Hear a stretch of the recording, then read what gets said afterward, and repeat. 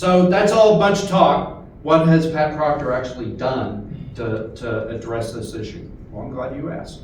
So the first thing that we did was, like I said, bring accountability back to the system. So there used to be this shell game that would occur with our property taxes every year, and it used to drive me insane. It used to make me so mad when I opened the paper and there'd be a big headline and it'd say, Leavenworth County Commission decides to keep property taxes flat.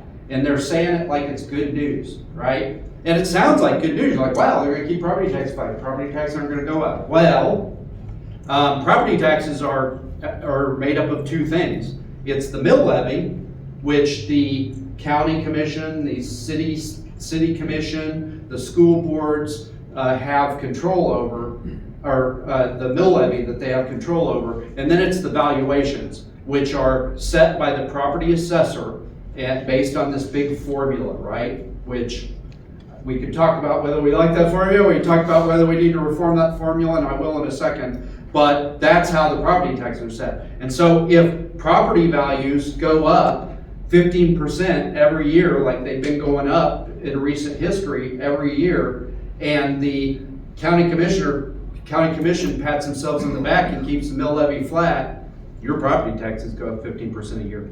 And they would sit on their hands if you complained about it and say, well, hey, it wasn't us, it was the assessor. Go talk to the state because the assessments are out of whack. Well, they could have dropped the mill levy exactly the same percentage as the property values went up, and our property taxes would have went up. They chose not to do that at each level because there was, nobody was really holding them accountable. And so the first thing that we did, and I was a huge advocate of this. I was in the House at the time with Representative French, who got me into this mess. And we voted, and I was proud to stand with the coalition that voted for truth in taxation.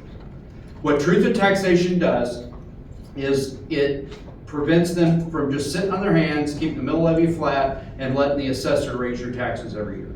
Now, whether it's the county commission, the city commission, the city council out in Lansing, or the school board, they have to affirmatively vote, yes, we want to raise all our neighbors' taxes.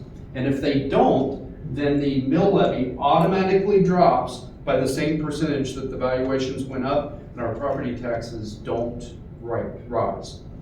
And that's worked some. The school board, a couple of years ago, they remained revenue neutral. We've got a city commissioner here. Last year, the city remained revenue neutral, so the property taxes didn't go up to the city. But a lot of these local governments, they just kind of thumbed their nose at the public and said, we're going to raise them anyways. We're going to vote to raise them anyways, including our county commission. Well, two of those commissioners aren't going to be back now because they thumbed their nose at the public and they told them, we'll do whatever we want and to hell with you. And so they're not coming back. And so we're one seat away in the county commission from getting people in, getting a majority in that will hold the line on property taxes. Vanessa Reed, who beat Vicky Cause in the county commission, she was one of the people. She was the person that led the charge to keep the school board revenue neutral 2 years ago.